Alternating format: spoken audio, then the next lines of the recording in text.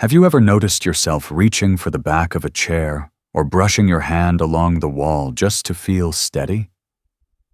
Maybe you slow down when stepping off a curb or hesitate before walking across a room in the dark. It doesn't start with a fall. For most women, it starts quietly. A little doubt in your step, a flicker of fear where confidence used to be, and you're not alone. Thousands of women over 60 feel this same shift every day. But here's what no one tells you. That unsteady feeling, that subtle loss of balance, it's not just part of getting older. In fact, in most cases, it's caused by everyday habits we don't even realize are hurting us. Habits that we've developed slowly over time. Habits that are completely fixable. In this video, I'm going to walk you through the 5 most common balance mistakes I see women make as they age. And more importantly, how to fix each one. These are simple, proven changes that can help you feel grounded again, more confident with every step you take. Whether you're 62 or 82, you deserve to move without fear, and I'm going to show you how. This isn't about turning back the clock. It's about moving forward with strength, purpose, and self-trust. So if you've been feeling just a little off lately, stick with me. You might be surprised how much power is still waiting in your own 2 feet. Let's get started. 1. The hidden dependence. Holding onto furniture, walls, and objects. Let me ask you something. And be honest. How often do you catch yourself reaching out for a countertop or holding the back of a chair as you walk across the room? Maybe it's not every time, but maybe it's more than it used to be.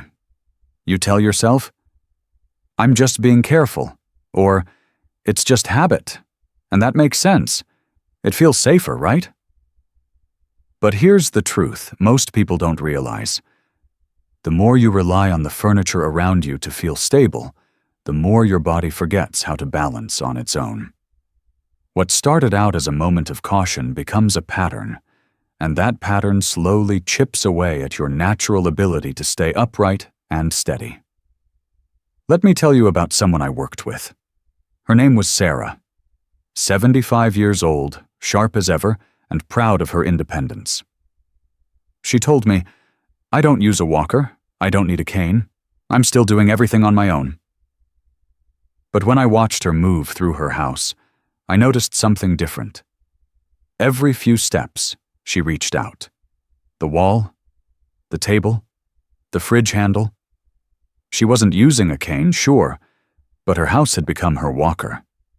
And when I gently pointed that out to her, she paused and said, "You're right. I didn't even notice I was doing it." That's what makes this so tricky. It happens quietly, subtly. We don't realize how much we've started outsourcing our balance to the objects around us. Here's the danger. Every time you avoid letting your body do the balancing work, the muscles that are meant to keep you steady, your ankles, your thighs, your core, start to weaken.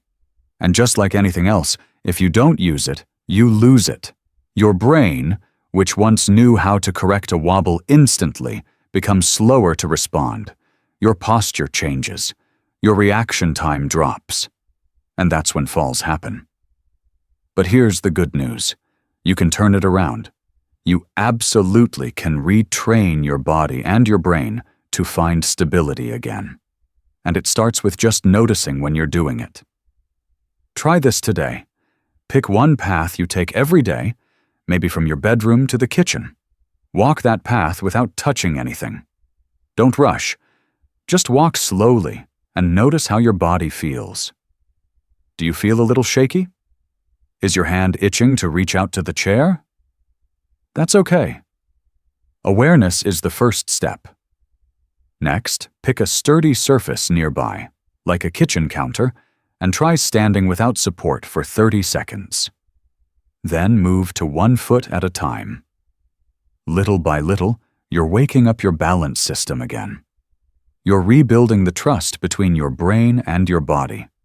And listen, this doesn't mean you should stop using support if you need it, especially if you've had a recent fall or medical issue. Safety always comes first. But if you find yourself reaching for furniture out of habit, not necessity, it's time to reclaim that balance. Sarah did. She started with 30-second balance holds at her sink each morning. Then she practiced walking short distances without touching anything. And one day, without even realizing it, she walked from her living room to the kitchen without grabbing a single thing.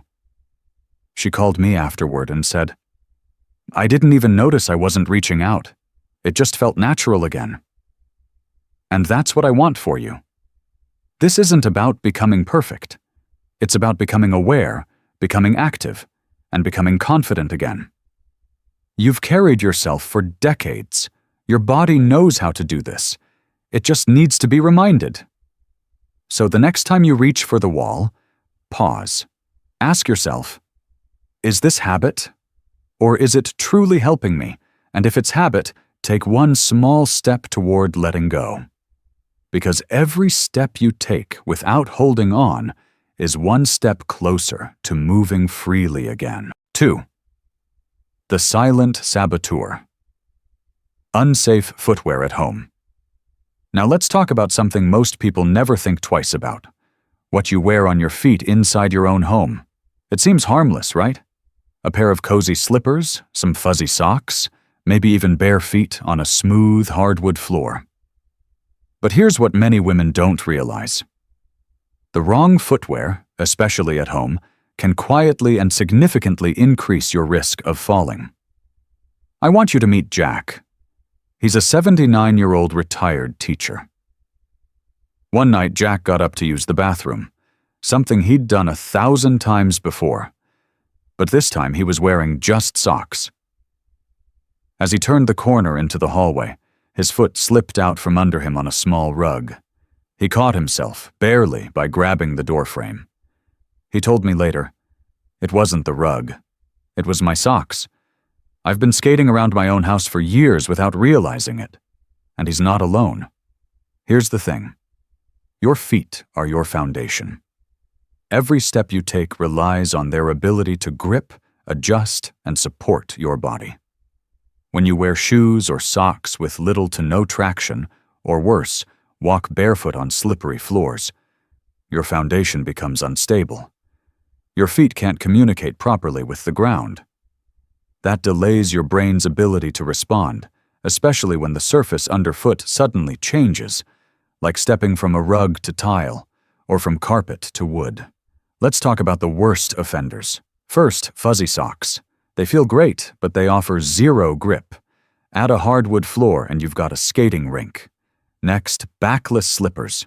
Those cute ones that slip on easily but also slip off just as easily when you're moving too fast or stepping sideways. They don't hug the foot, and they don't help your balance. And then there's barefoot walking. While some people believe it's natural, in a modern home with tile, laminate, or polished wood, barefoot walking can be dangerous.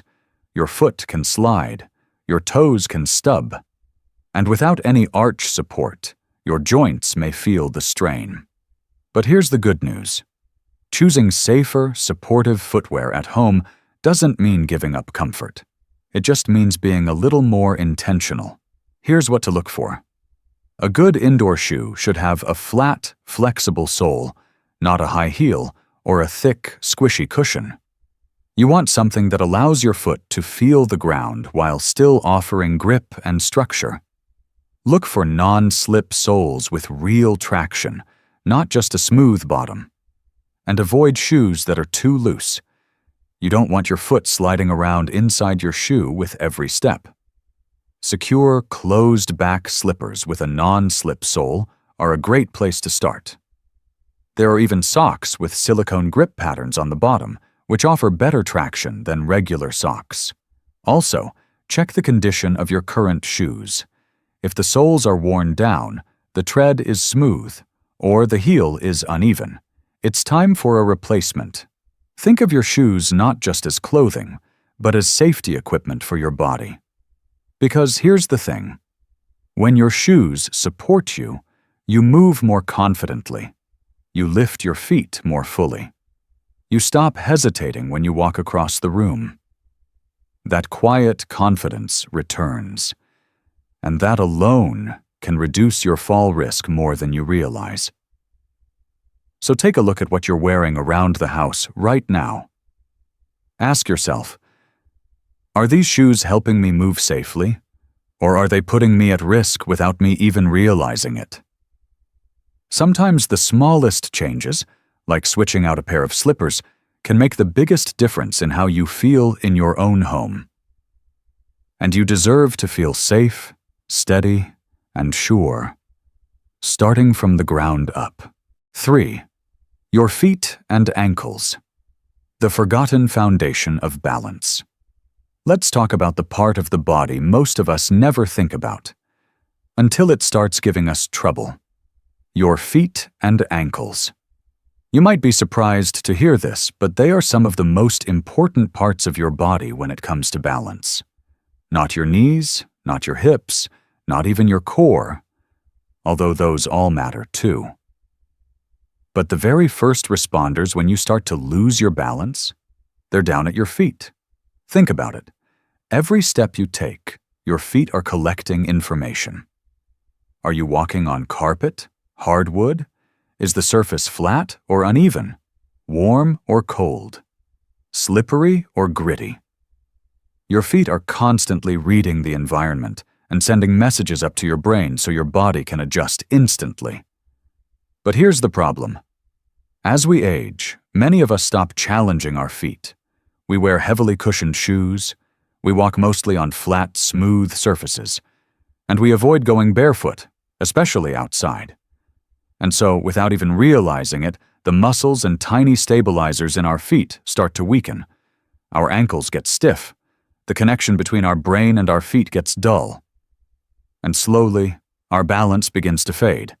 Not because of age, but because of underuse. Let me tell you about George. He was 76, sharp mind, clear vision, but he kept stumbling. Nothing serious, but enough to make him nervous. He told me, "It's like my feet don't react fast enough anymore." So we did a simple assessment. His ankle mobility was almost gone. His arches were barely active. His feet had been asleep for years.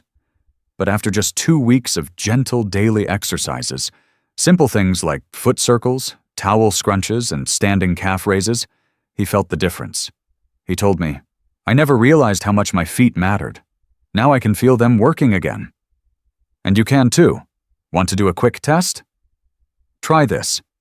Stand up and lift yourself slowly onto your tiptoes. Can you hold it for a few seconds without wobbling? Now try standing on one foot. Do your ankles feel strong and responsive, or unsteady and slow to adjust?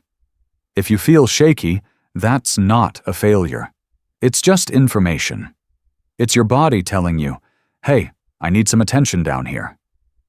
The good news is, you don't need fancy equipment or a gym membership to wake your feet back up. Here are a few simple things you can start doing today. First, walk barefoot, but safely. Try walking on a textured surface like a yoga mat, a rough rug, or even outside on grass. That texture stimulates the nerve endings in your feet and helps your brain re-establish that connection. Second, roll a tennis ball under your foot for 1 or 2 minutes each day. It releases tightness, improves circulation, and feels amazing. Third, do ankle mobility drills. Draw circles with your toes while seated. Stretch your calves with a gentle heel drop off a stair step.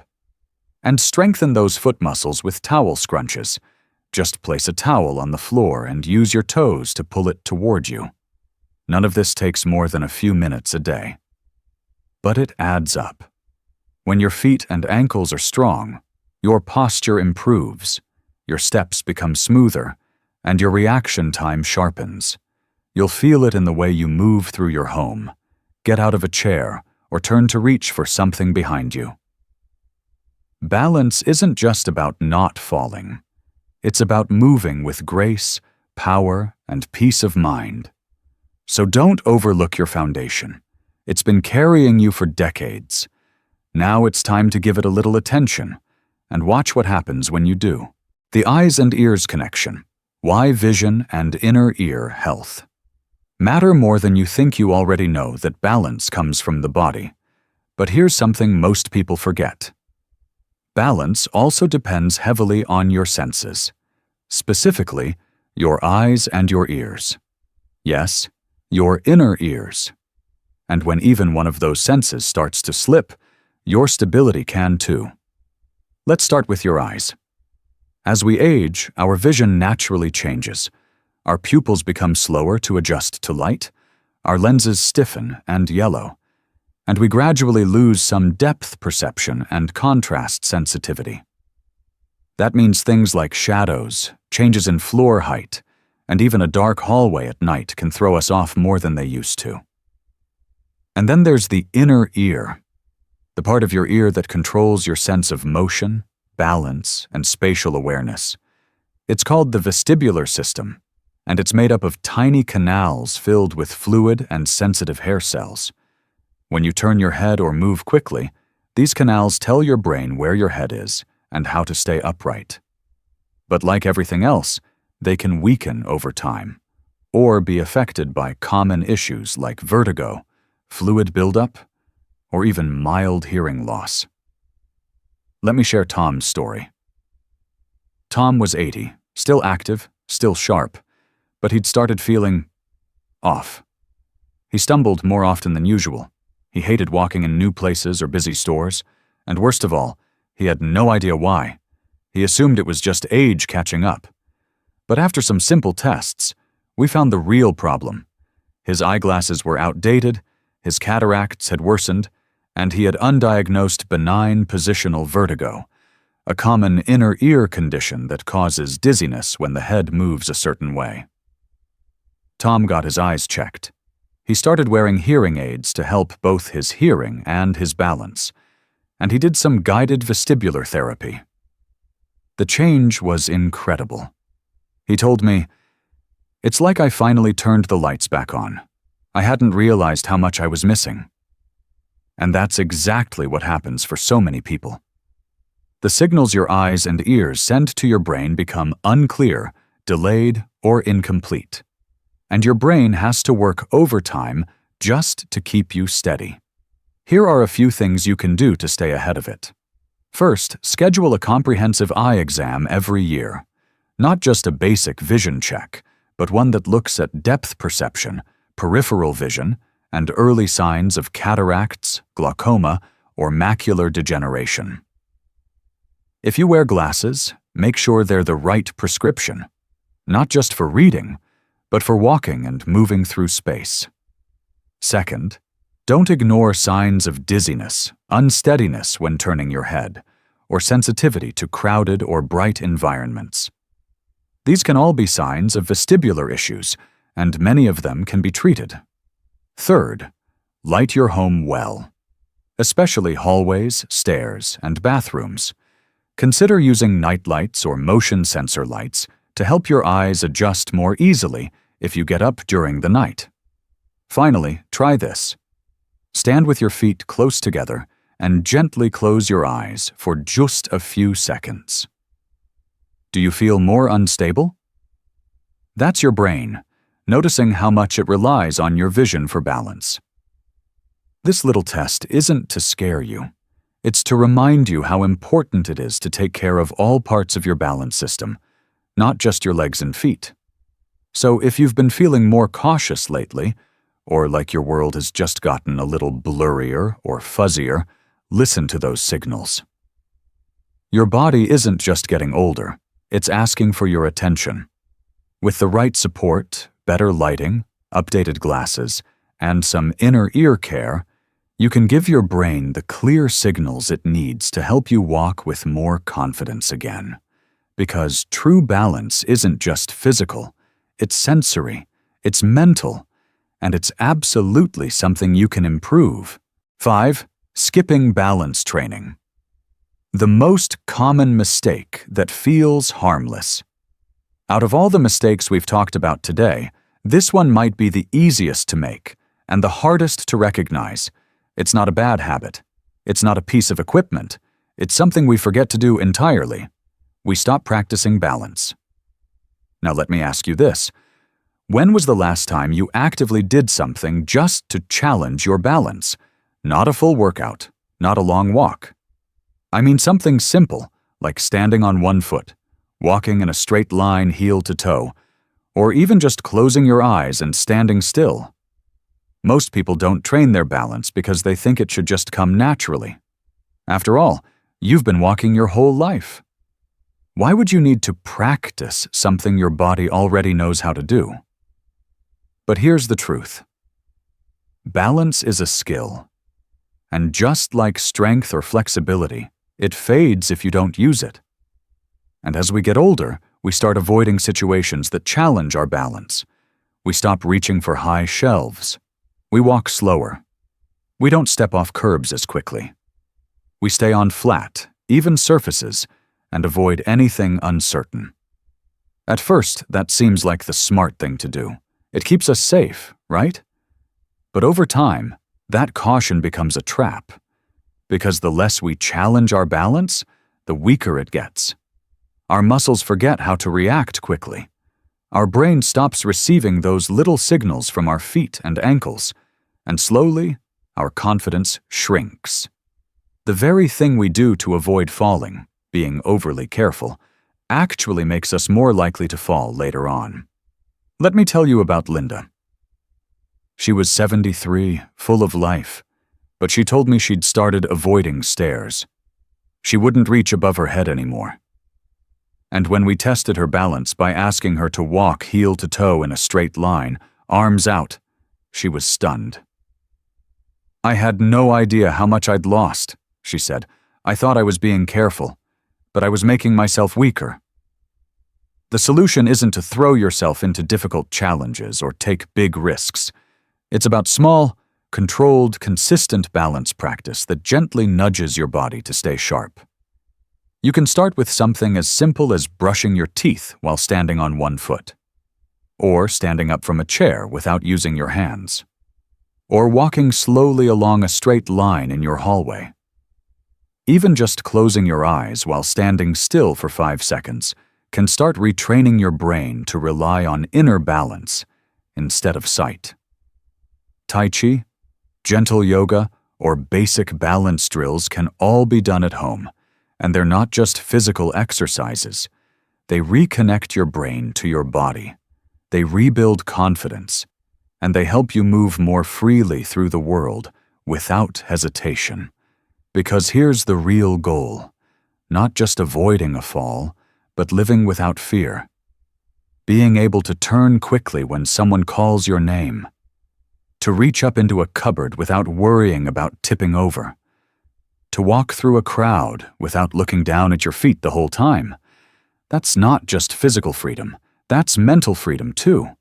So if you've never thought of balance as something to train, now's the time. Start small, start today. And remember, the body is incredibly adaptable, at any age. You're not too old to improve. You're just one habit away from moving with strength, grace, and confidence again. So now you know. Balance doesn't just disappear overnight. It slips away slowly through quiet habits, small oversights, and choices we didn't realize were shaping how we move. But here's the most important thing I want you to take from this video. You have more control than you think. By simply becoming aware of how you walk, what you wear on your feet, how your eyes and ears support you, and whether you're practicing balance at all, you can begin to rebuild strength, confidence, and stability in your body. Not someday, not next year, but starting today with small, doable steps. Maybe that step for you is replacing your house slippers. Maybe it's rolling a tennis ball under your foot while watching TV. Or maybe it's just standing tall for 30 seconds without touching anything. Whatever it is, choose one. Just one. And start there. You are not fragile. You are not broken. You are powerful, capable, and still very much in charge of how you move through the world. And if this video helped you, if even one thing made you pause and think, leave a comment below. Tell me what you're going to start doing. I read every message, I truly do, because this is more than just a video. It's a community of women supporting each other, reminding each other what's still possible. If you haven't already, go ahead and subscribe. I make these videos because I believe in you, and I want to keep showing up with tools, reminders, and encouragement to help you stay steady, not just on your feet, but in your life. Thank you for spending this time with me. Keep moving, keep believing, and always remember, small steps today lead to stronger strides tomorrow. I'll see you in the next video. Siarm.